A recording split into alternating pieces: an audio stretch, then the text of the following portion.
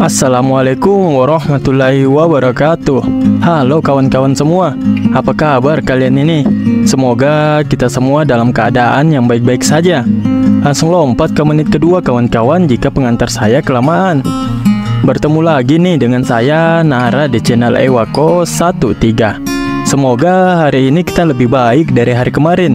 Sebelum lanjut, saya ucapkan terima kasih banyak kepada kawan-kawan semua yang sudah singgah dan menonton video saya hingga akhir. Tak lupa pula saya ucapkan maaf jika tidak menarik. Silakan kawan-kawan kritik dan juga dislike jika memang tidak suka. Baiklah kawan-kawan, waktunya kita lanjut ke ceritanya.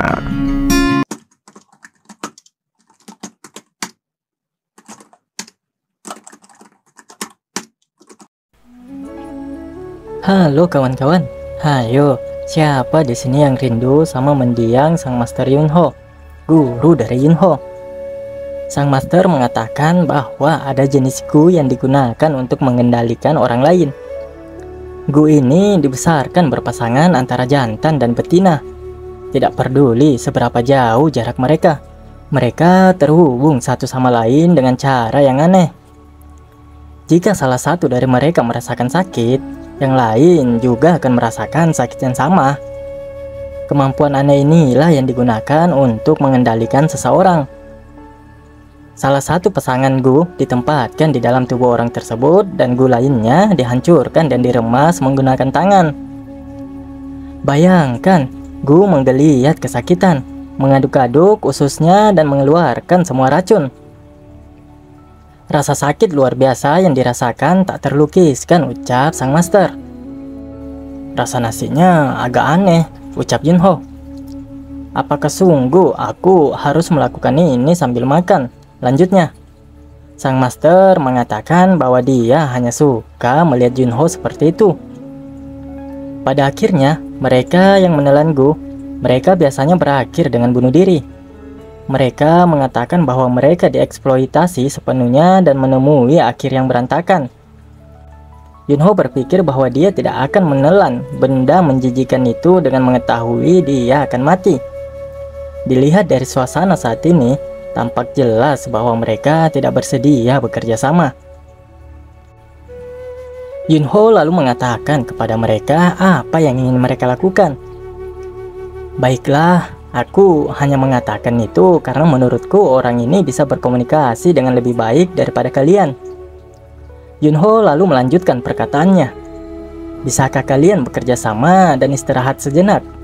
Aku merasa seseorang akan segera terluka.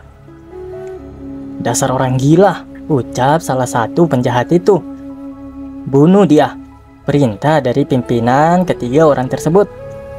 Meloncat kini kedua orang itu hendak menyerang Yunho. Yunho dengan santainya lalu berkata, jika kalian terbunuh, jangan mengeluh dan menyalahkanku. Soalnya aku sudah memintanya dengan sopan, ucap Yunho dengan senyuman yang begitu ramah kawan-kawan. Salah satu penjahat yang sudah melompat itu menyuruhnya untuk diam dan berhenti berkata omong kosong. Dia lalu mengayunkan pisaunya ke arah Yunho. Namun Yunho dapat menghindar dengan mudahnya. Yunho lalu bergumam di dalam benaknya. Dengan berani menargetkan titik akupuntur di leher dari awal, keteguhan para penjahat murim memang berbeda dengan keteguhan sekte Rakteos. Tapi itu tidak akan mengubah apapun. Yunho kemudian dengan santainya menjentikkan jari ke kepala salah satu penjahat itu. Dan seketika penjahat itu terlempar ke belakang kawan-kawan. Berlubang dan berasap kini kepalanya. Dasar kau bajingan, ucap penjahat lainnya yang juga sudah melompat untuk menyerang Yunho. Tepat kini pisau dari penjahat itu di hadapan wajah Yunho. Hanya berjarak beberapa senti saja dan bisa menembus kepala Yunho. Namun sayangnya, jangankan pisau itu bisa menancap di kepala Yunho, bahkan penjahat itu kini tidak bisa menembus penghalang yang tak terlihat yang dikeluarkan oleh Yunho. Tentu saja itu sangat mengejutkan si penjahat tersebut. Yunho lalu mengatakan, apakah ini pertama kalinya kamu melihat sesuatu seperti ini? Tidak lama kemudian, penjahat satu itu pun kini terlempar dan dihajar habis-habisan oleh Yunho. Tersisa satu orang yang merupakan pemimpin dari ketiga orang tersebut. Yunho memintanya untuk menyerahkan hal tersebut padanya. Pemimpin penjahat itu menjadi begitu ketakutan kawan-kawan. Langsung dihantam dia hingga wadah tempat pasangan kelabang yang digunakan sebagai teknik Gu tadi terlepas dari genggamannya. Semua keributan ini demi sesuatu yang lebih kecil dari kepalan tangan, ucap Yunho. Itu sebabnya kalian seharusnya mendengarkanku ketika aku memintanya. Dia lalu membuka wadah tersebut. Sialnya, itu sudah mati dan memuntahkan semua racun di dalamnya. Yunho lalu bertanya kepada si pencuri itu, "Hai kamu pencuri, apakah kamu masih hidup?" Sintu menjawab bahwa dia tidak yakin antara hidup dan mati kini kawan-kawan. Dia lalu berkata, "Maafkan aku tidak tahan lagi. Bunuh saja aku," ucap Sintu yang sudah tidak bisa menahan sakit yang dia rasa. Yunho lalu berkata, "Jika aku gagal, kamu tetap akan mati. Jadi diam saja dan tahanlah." Yunho mencoba untuk menolong Sintu. Dia bergumam di dalam benaknya, "Tidak ada yang bisa kulakukan terhadap racun Gu yang sudah dilepaskan. Andai saja aku bisa menjebak dan mengisolasinya dengan Nature Protector Lonelies sebelum dia mati dan mengeluarkan semua racunnya." Yunho masih berusaha untuk mencari di mana letak Gu tersebut. Dia memfokuskan auranya di tangannya dan mengecek tubuh dari Sintu. Hingga akhirnya dia menemukan Gu yang telah masuk ke dalam tubuh Sintu tersebut. Gu itu pun sudah hampir mati kawan-kawan. Yunho mencoba untuk mengisolasi dan menyerap racun yang ada pada Gu tersebut. Dia benar-benar berusaha semaksimal mungkin untuk menyelamatkan hidup si Sintu. Dia mengatakan bahwa ini sudah hampir selesai dan akhirnya Gu itu pun berhasil dinetralisasi oleh Yunho. Apanya yang hampir saja?" tanya Sintu. Gu itu baru saja mati dan mengeluarkan semua racunnya. Tapi untungnya aku bisa memblokirnya tepat waktu sebelum itu terjadi, jawab Yunho. "Benarkah? Baiklah, kalau begitu aku bisa hidup sekarang," ucap Sintu yang kini merasa lega karena dirinya tak jadi mati. Yunho lalu berkata pada Sintu, "Sekarang yang harus kamu lakukan adalah mengeluarkan ini dari tubuhmu." Yunho kemudian seperti memikirkan sesuatu dan bertanya-tanya, "Kapan terakhir kali Sintu buang air besar?" 2 hari yang lalu, ucap Sintu. "Apa yang kamu makan sejauh ini setelah buang air besar?" tanya Yunho lagi. "Sekitar 3 kali makan, tapi kenapa tiba-tiba kamu menanyakannya?" jawab Sintu. "Kalau begitu, muntahkan saja," perintah Yunho. "Letaknya di bagian bawah sehingga mudah untuk dilepaskan. Namun sepertinya masih banyak yang menyertainya," ucap Yunho. Tentu saja itu membuat Sintu sedikit kebingungan dan bertanya-tanya apa maksud Yunho. Sin lalu memperlihatkan di mana keadaan Sintu kini sudah stabil kawan-kawan. Dia lalu bersujud dan berterima kasih kepada Yunho. "Bagaimana aku bisa membalas budi yang sudah menyelamatkan hidupku ini?" tanyanya kepada Yunho. Yunho berkata, "Tidak banyak. Kamu tahu apa yang aku tanyakan padamu? Kenapa kamu mencoba merampok Cheonajang?" Sintu lalu menjawab bahwa dia juga tidak tahu tentang itu. Dia benar-benar tidak tahu apa-apa. Adapun tindakannya di medan perang serta dimanapun dan lainnya, dia hanya melakukan apa yang diperintahkan. Yunho tentu saja emosi dan jengkel mendengar jawaban dari Sintu.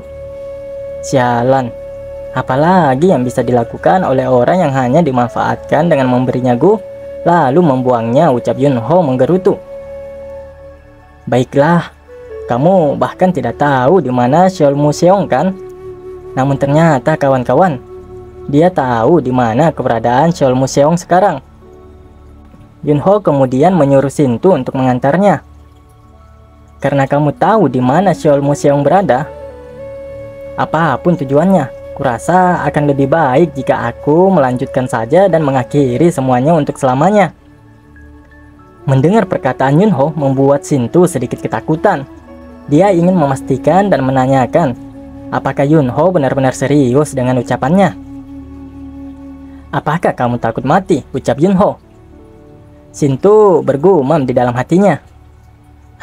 Dasar anak gila. Lawannya adalah penguasa keempat dari 4 raja, Cheol Mu Seong. Tentu saja, bukankah ini makhluk yang harus ditakuti?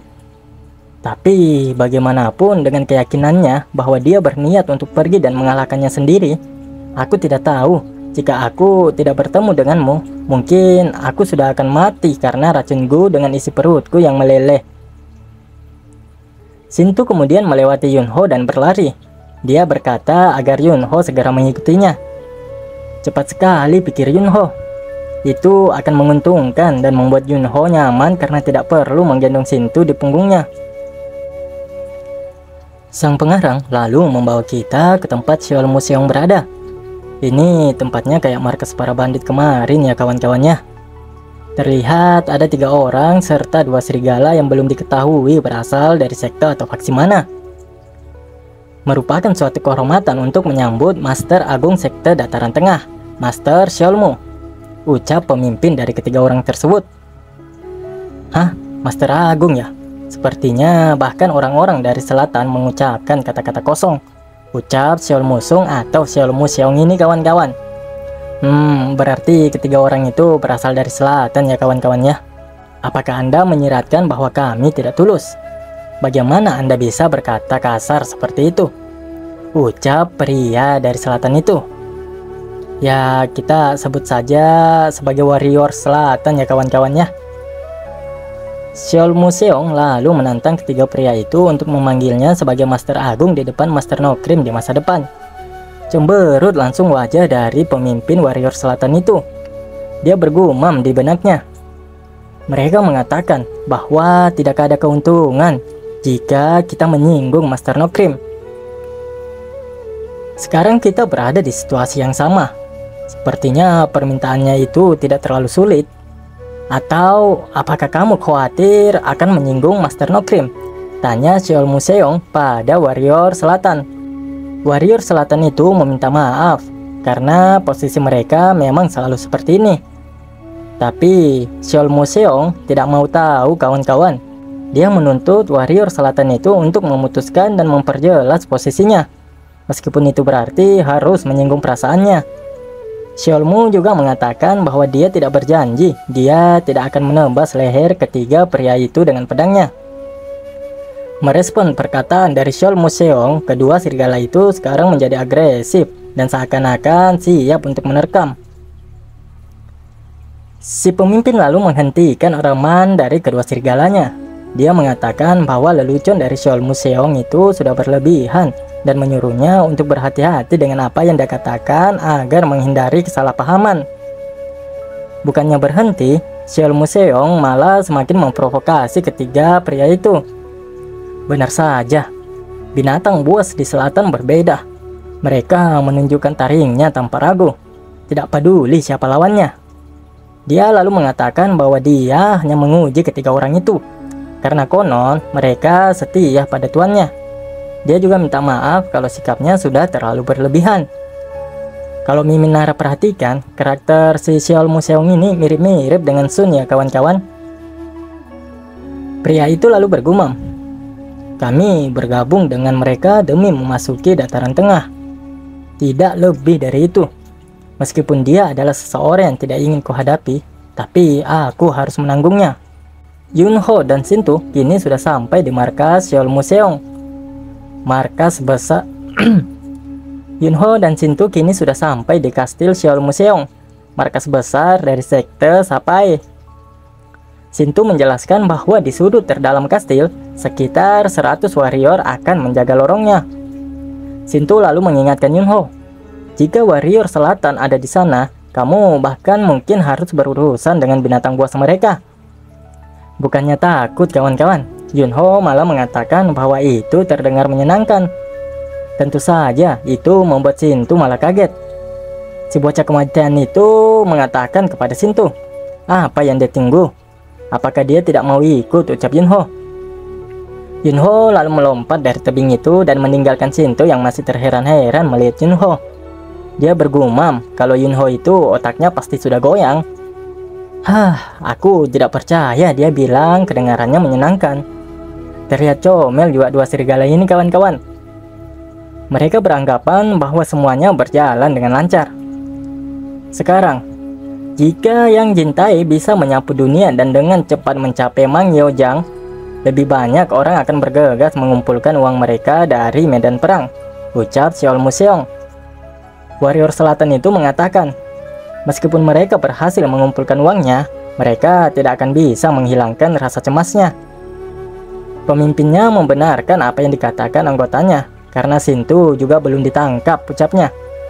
Xiao Museong menganggap ketika kecemasannya menyebar dan kepercayaan pada 4 medan perang berkurang, mereka akan memperkenalkan medan perang baru sesuai rencana.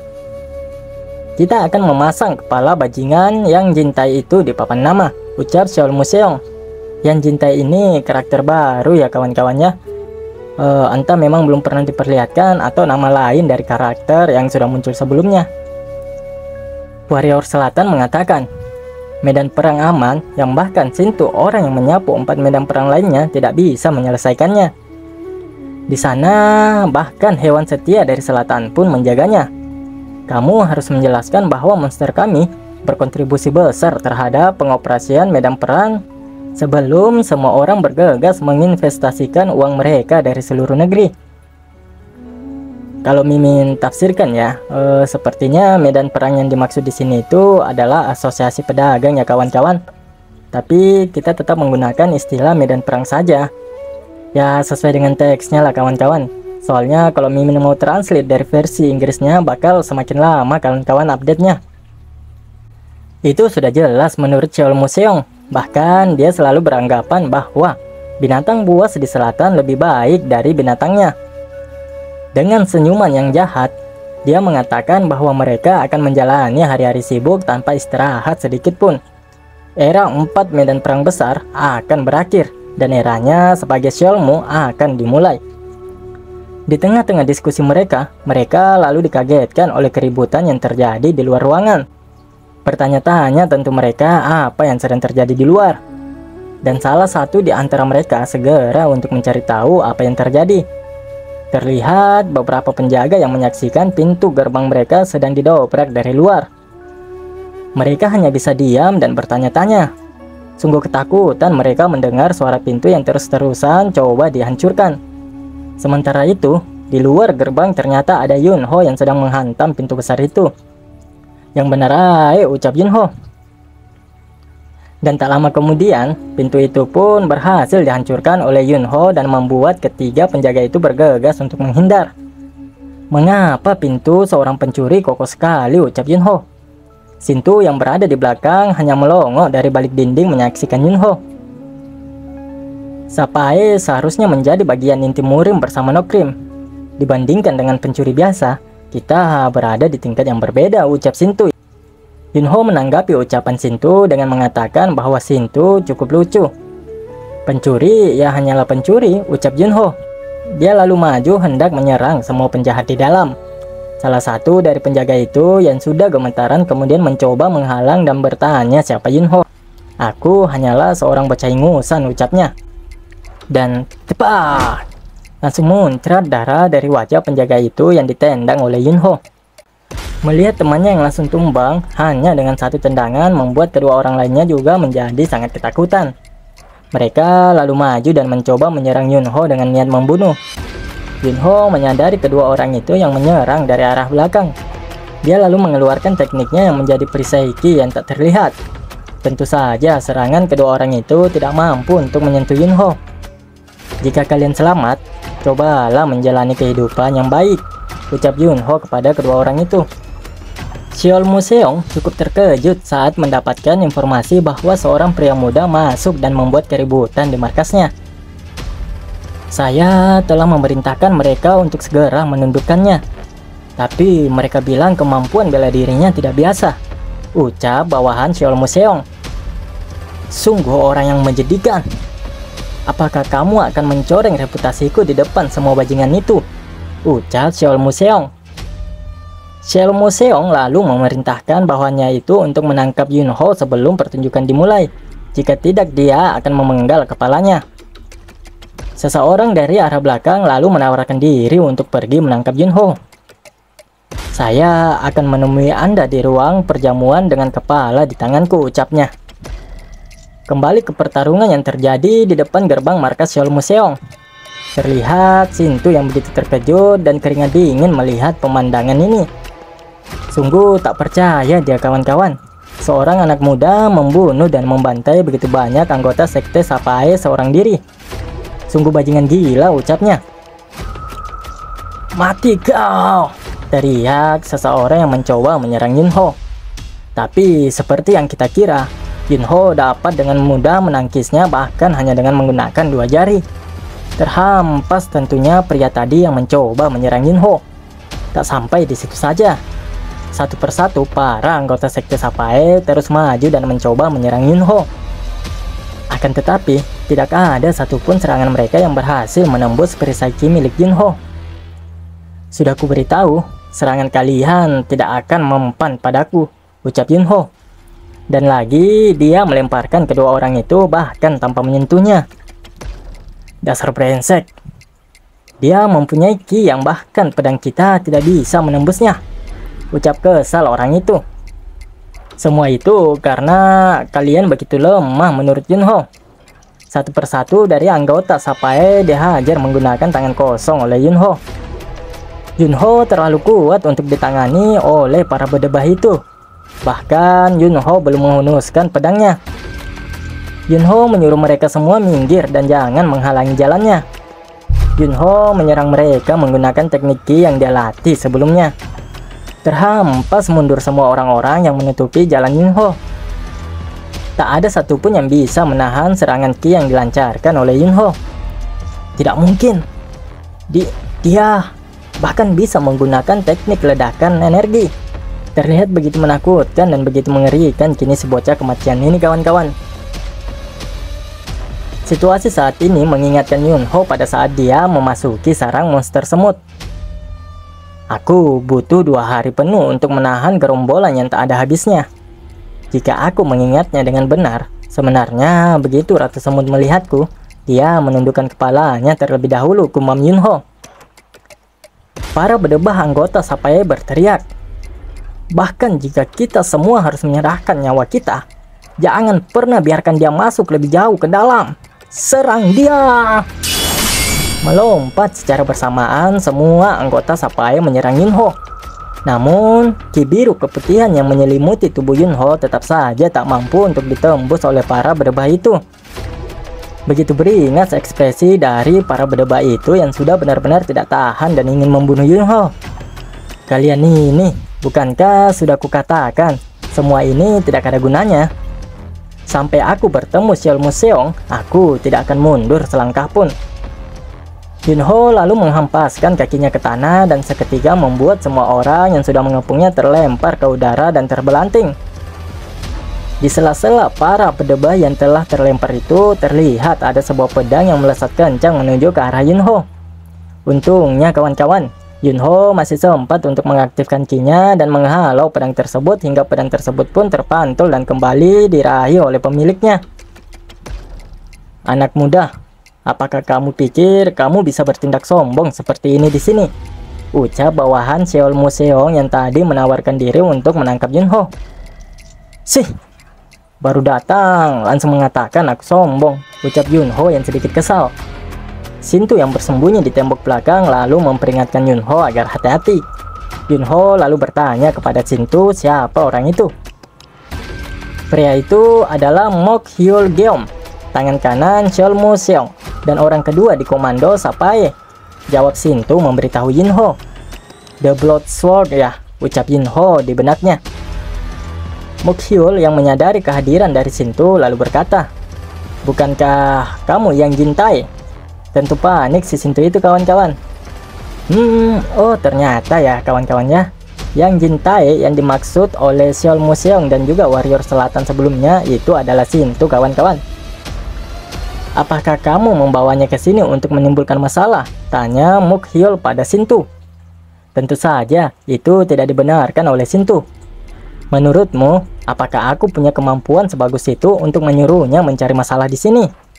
Kami sudah bilang, Kalau kamu melakukan apa yang diperintahkan, kami bisa menyelamatkan hidupmu, ucap Mokyul. Omong kosong apa itu menurut Shinto?